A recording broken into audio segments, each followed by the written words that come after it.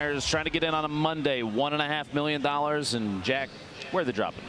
Where are we dropping? Well, we're following tempo. We have to off that performance in game one. Looks like he's heading right back towards Snobby, and that's where he landed last game and had the perfect zone. So he's like, hey, let's hopefully have it work out that way again.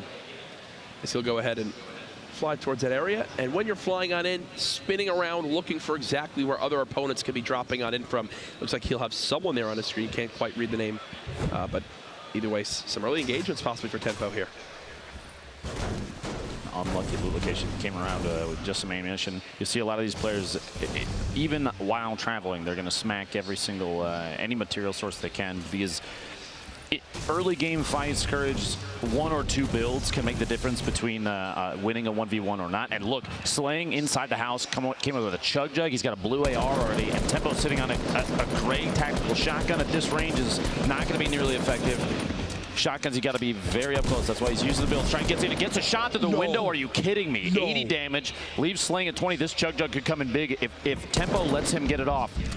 You got Tempo lets him use it. But Tempo's got to push. Remember, he's only got 30. He's been tagged twice already, but this AR does 33 damage. So Tempo still has 34 health, meaning Slaying is to hit 2 bullets. While he's only got 20 HP, Tempo has a shotgun. The top right corner, you can see just how close these two players are. Third partying. Tempo got a shield off. Tempo got 2 shields. Is he max shields now? And he's popping a chug jar. Are these guys both about to have 200 HP? Full reset. Slaying only has 4 builds. Tempo's bandage, so Tempo's gonna be at 175 if Slaying lets him get the entirety of the bandages off, which he's going to. Slaying's at 200. Do you think Tempo heard that? I can't tell if Tempo heard that. The trap placement.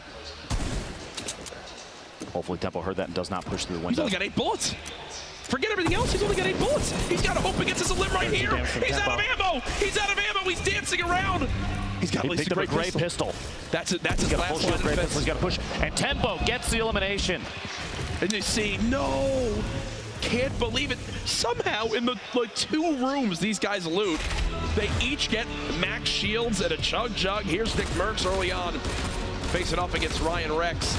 The dual pistols. Okay, Nick, earning an early limb. One of the first of the game.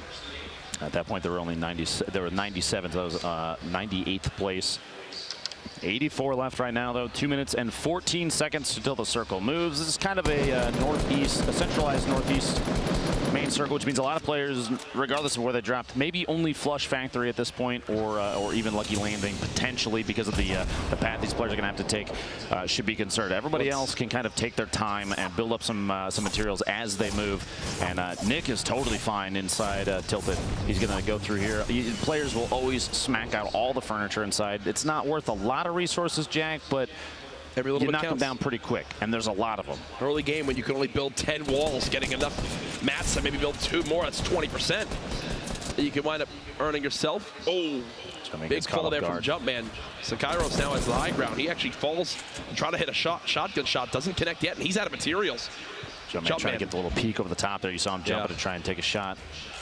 Backing out, hiding in his own box. He does have 5 bandages, maybe an opportunity to heal up, but Sakairos he has to apply pressure, which he is. And Sakairos goes down to Jumpman, very accurate. You saw multiple crits in there and the shield disappearing. Sakairos only 28 HP. He had 28 health. He didn't take a single point of damage. That's one that you want back.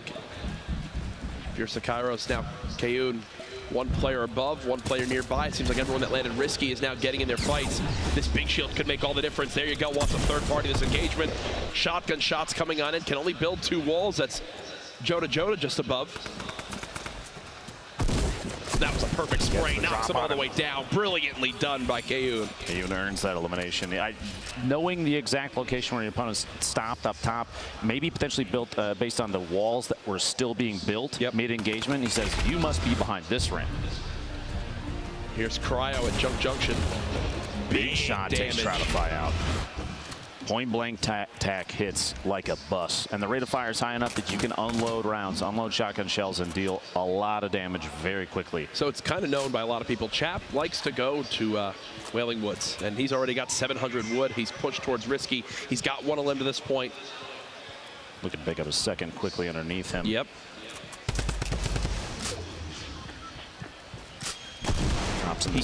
He hears the double barrel. Now that it's been shot once, I think this is Chap's green light to go for this. Trying to stop him from getting the reload off. Chap continuing to spray on down, drum gun in hand, so darn good for shredding these walls. But he doesn't have a ton of ammo, does take a pretty healthy hit right there.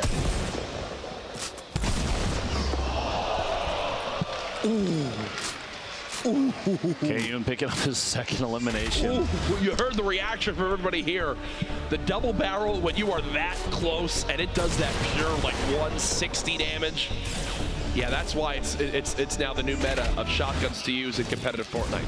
You saw right there that golden double barrel, even at kind of moderate range for a shotgun like that, the spread is very high and the damage drop off happens quickly. Yep. Over 100 damage while jumping over the top of his opponent. A quick two-shot. And this is Tfue out in the little Wild West, the set of Pueblos out here. He's trying to hunt down a player underneath him.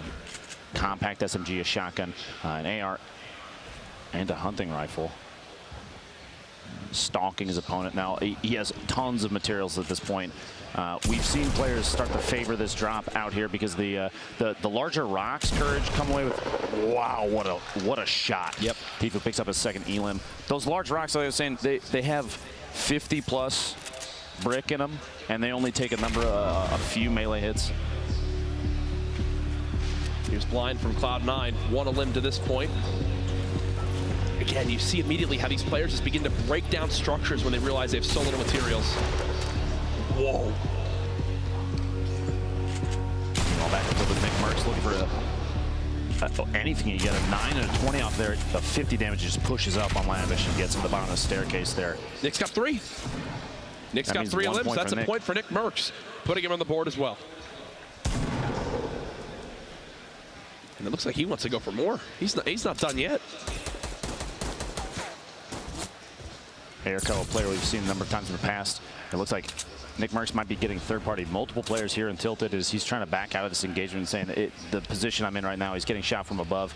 It's not good enough to go for an engagement that somebody already has the top down on him. You see in the feed, Tyler's getting double flower out. Here to Derp going down to a 189-meter rifle shot, but Nick found a chug jug. Nick's like, sure, I'll take that. That sounds good to me, my friend.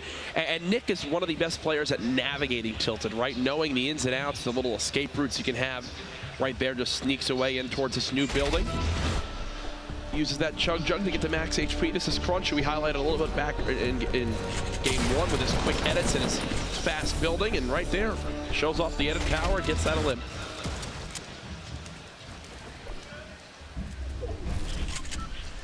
Kevin Crunch, both west side of Loot Lake, but they're not alone here. Tempo a little ways away between Tilted and their current location at these factories on the west side of Tilted. We might see a third party from him if he hears the engagement. They are they're close to the edge of the zone though. Courage, they have 1 minute and 44 seconds before they have to move, but just so people are aware, there are still 2 players outside of the zone coming from Pleasant Park and Shifty Shafts, so we might see some drops to the Storm and the feed here. But Kevin Crunch looking for each other. Meanwhile, C9 Blind, Salty Springs locks himself in. He's listening, and the turbo build's going to protect the wall. He just has to hold down left mouse click while his opponent's trying to smack it out. He still owns it, so he can edit his way out, and he's gonna use that to his advantage. A lot of this structure, I believe, is still his, so he can edit these. But his opponent, like we've seen a number of times, they're going to smack him out. They're going to use a pickaxe, replace it, so they take control of the wall. They decide when the hole is open. Should be a cleanup. You think 162. 162. Okay, well, now that he knows that this player's got under 40 HP, he just wants this, and that's what you talk about with him owning a lot of these walls. He can edit through. Here's another engagement. Can he clean up the elim? There it is. That was NRG Kasid who gets cut down. Blind's got to feel good about that, especially after last round. I love seeing these players improve on their own gameplay, but Double Flowers stuck inside the house, already super low HP, walks in on Flowers, trying to use turbo build to keep his opponent out, but it wasn't fast enough, and he had already been through the wall location, gets a shot off, a very easy elimination just because of the low HP of Flower already. You'll see, whenever anyone's in this scenario, they never sit still. Even right now, Pupper, yeah, He'd love to just sit still and kind of take his hands off the keyboard, but you never know if there's a sniper aiming in at you. Always strafing, always making sure he's not an easy target. We'll take a couple pop shots, and you hear that? You literally hear that? The reason he's Whoever just shot that sniper, thank you for making my point. Giving credibility to courage just by a single sniper shot. When you're playing in these games, even at home, in any match, you always have to think with the mindset that there's a sniper watching me. Even if there's not, always think that there could be. Because again, those third-party opportunities, someone's hunting, someone's watching at all times. Colton, the winner from our first heat, goes down to Jumpman's tack shotgun. My apologies, double barrel up close there, and Jumpman's going to top off. Very edge of retail, very edge of the safe zone. Yeah, 3 eliminations. That's a point. He doesn't have to move very far. 47th Architect. You think he's in a great spot here, but he is quite low on AR ammo. And the zone's moving. Yep. He has to decide whether it's time to engage, which it looks like his opponent says it is, and Frankie gets the elim.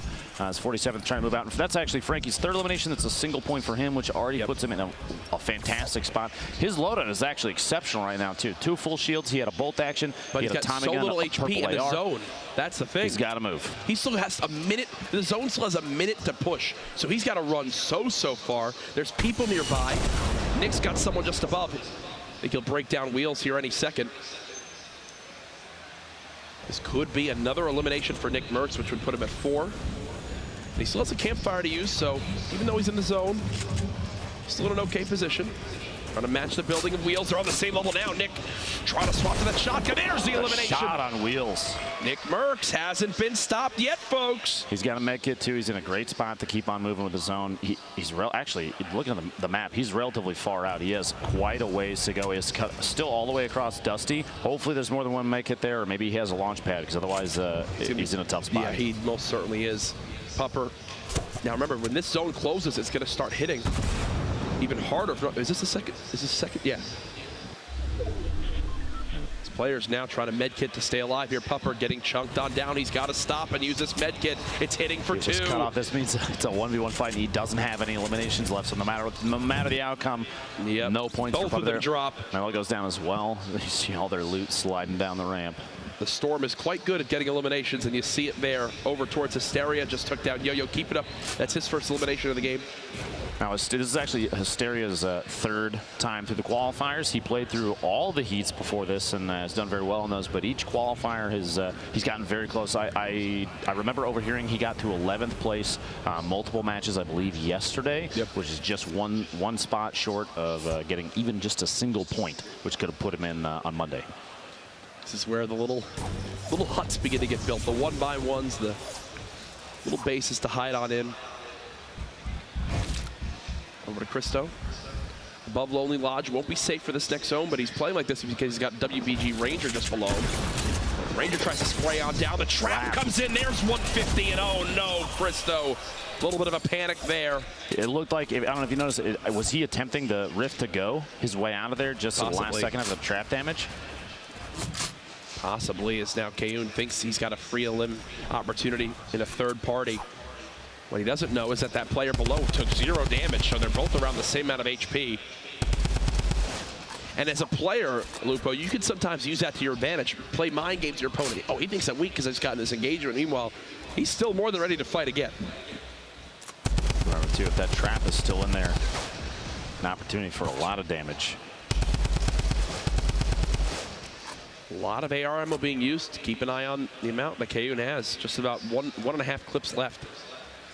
I believe if Ranger makes it to Monday, that's the 4th player for WBG that would make it through, which is incredible. It's an excellent roster.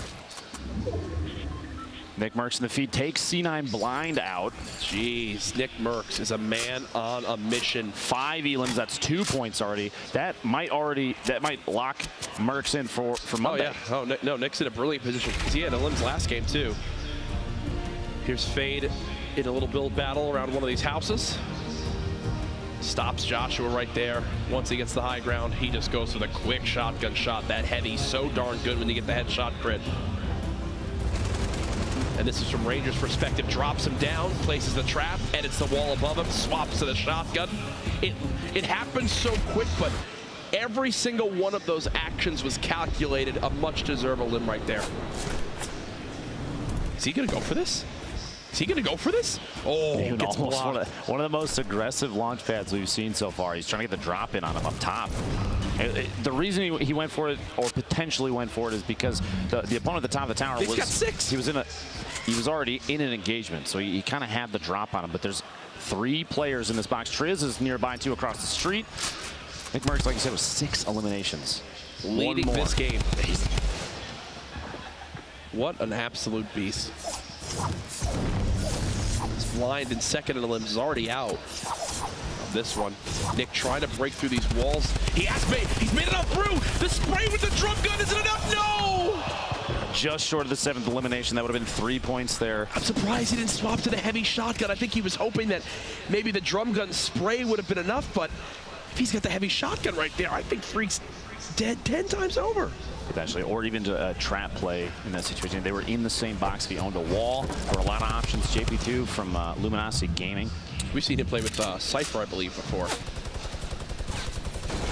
Chris from C9 and Minigun, Freak, panic building. The minigun shreds if you land some of those hip fires. Now, we saw yesterday, though, the minigun kind of biting back a little bit against players that decided to use it. Multiple engagements in a row, Courage, where minigun just didn't work out. Look at Chris. In the right hands, it's powerful. Wants this fight so badly. The one thing Freak can do, maybe use this heavy shotgun. And Chris gets the elim. Geomock still alive. If you've never met Geomock in real life, I'm pretty sure he's 8 foot tall. That's real. We'll have to stat check that one, Courage. The push from the east side. You have 17 seconds, 28 players left, and after this circle closes is when things start to get chaotic with circle moves. The Kriz we just saw on the feed a second ago, that elimination that we were watching, he's at 2. 1 more versus who he's against right now. That'll give him 3. That's a point. This drum gun push, we've seen it a ton of times and paid off, but watch the trap. Horrify almost gets it off. And Kriz falls down below, just barely dodging. You heard it go off right there, the reset. So it attempted to do damage. He dodged his way out. He would have survived. He had over 150 HP, but man, those last-ditch efforts, they pay off in just the right situations. Fast, it's Crispy trying to push his way up. He's going to chase us down. Look for maybe his own little hut to build into. Doesn't have a lot of materials. Going right at it. Yeah, he wants to go for this. I think it's more of a desperation play. Boxing himself literally next door, trying to. He's going to take ownership of some of these, or potentially even knock him down. We'll see here in a sec. He's decided to layer himself up. He knows that Tyler's above him, is getting shot from a third party, and there's a number of players around him. So he says, I'm not going to expose myself too much right now. You guys fight it out. I'll wait to see if I can pop out. He only has very little materials left, but Tifu in the feed, you saw there, just got an elimination on Rex. The fight here, Crispy deciding it might be time to make a move. Relocating, trying to build up all these layers, as many as he can. He's going to push up. He's out of materials, though. 7 wood, 7 brick. Oh, no. And an interesting edit. The corners there kind of create that little diagonal bridge with the walls, but it's enough that you can sneak down the edge. A little frantic, not going to lie. Shivsy goes down, Resume goes down, and Emat also goes down. So now there's 22 players getting close towards that top 10 threshold. Crispy's right here to kind of keep quiet. You see in the top right, there's 4 or 5 players in the area around them, all kind of building and layering on top of each other just to try and stay safe as the circle is going to get ready to move here. Just listen to how much is going on around him. And he's got no materials. He can't do anything. It's Kayun's 3rd elimination. Go ahead and swap to replay this. Quick little edit on the window. Peekaboo. Takes JP2 out. Tempo, I'm assuming, just eliminated Young Prism. You see that in the feed. Perfect. That's 2 eliminations. Look at his reaction. Like, oh, gosh. He's got max wood, 200 brick. He's in a decent position because right now, you see that this mountain that's next to him, that's natural cover that he can use. He can push up the left side of the map once the circle starts to move. Tifu over here, 3 eliminations, that's 1 point. So he's in a better position than it was even last game. I'm going to say right now, for the big names that we've seen participate, this has been some of the best performances so far, right? Oh, yeah. Where, like, Nick Merckx, Chap, Tifu, all putting out a good show. Tifu, Nick Merckx, already, Tempo, already with points on the board. Sitting in great positions to qualify for tomorrow. Again, I have to stress it, folks. We've had qualifiers all this week. It's to earn positions for tomorrow's $1.5 million grand final. It's a holiday. Tune on in. Tell everyone to be there. If you're live in the venue, you will want to be here to secure a spot here early on tomorrow. Do not miss this live in person. This crowd's going to get nuts. And Tfue doing something you said even before. This is a pretty common tactic. He's very good at waiting, pacing his timing. He's going to try and drop the structure that his opponent was using to push in, but it wasn't enough. Multiple layers on that from these top-tier builders, so they can. He still even got in Tfue, who's under his opponent's underneath him now. And he's got to wait. The rock's coming in. A time bounce pad to fly away, try and get out, and this is what we were seeing earlier. Crispy's down at the bottom of that catacomb of structure. Kriz getting the elimination in the feed there. Nikiski, I believe is the name. This is Tfue and Tenpo. Right on top of each other, literally Teammates. a box away.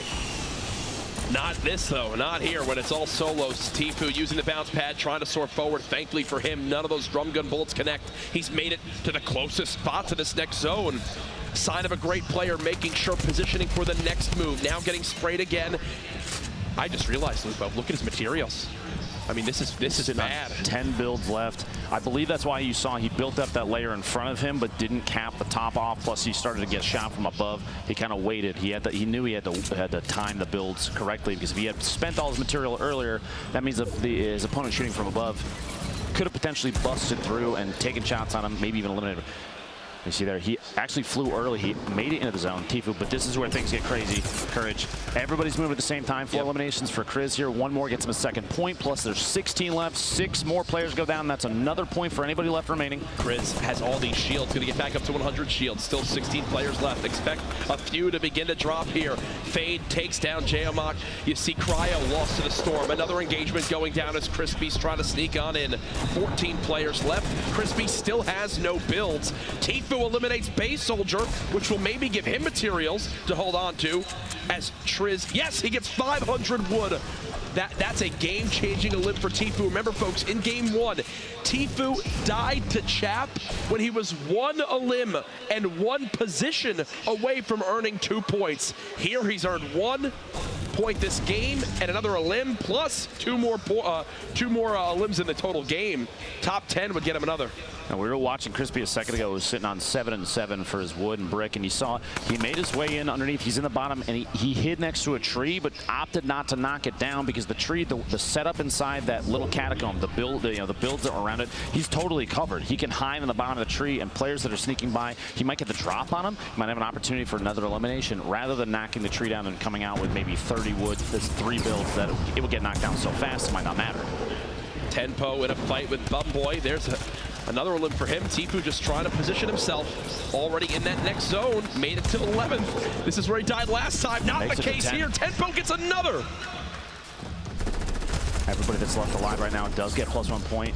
They're all top 10. Kriz coming away with a double in the shotgun eliminations of the feed. Crispy then follows up and takes Kriz out with an SMG. And Tfue trying to establish himself up top, somewhere safe. He's 6 remaining, 4 eliminations. He needs 1 more for another point. He wants those, Matt. He wants that loot so bad. He better. He's got 15 builds left total. And he's going to start to use them to try and get up top, opting out of going after those. But the Rockets coming in saying, nope, you got to go back down. Now's the time to try and make a positional decision. He's got to go down. That's exactly what he's going to do. He doesn't want to take too much fall damage. He's going to push in the zone. He's in the bottom fighting now. Tfue gets another one. That's 5 elims. Makes it to top 3. 2 left. All the loot's falling to Tfue. He's trying to drop on down. Can he drop his opponent in time? Tfue spraying out the build. Here he comes. Are you kidding me? Tfue with the win and the pop-off celebration. Dramatics in the final moments there. Tfue, a heartbreaking game 1 gave him the fuel to turn up there in game 2. He's dropping. You see TNT Rain trying to get the shot off on the way in. An incredibly long drop, 2 eliminations for him. He did make it to second. That's 2 points still, which is, I mean, that potentially puts him in placement for Monday. Yeah. Right? But Tfue, what a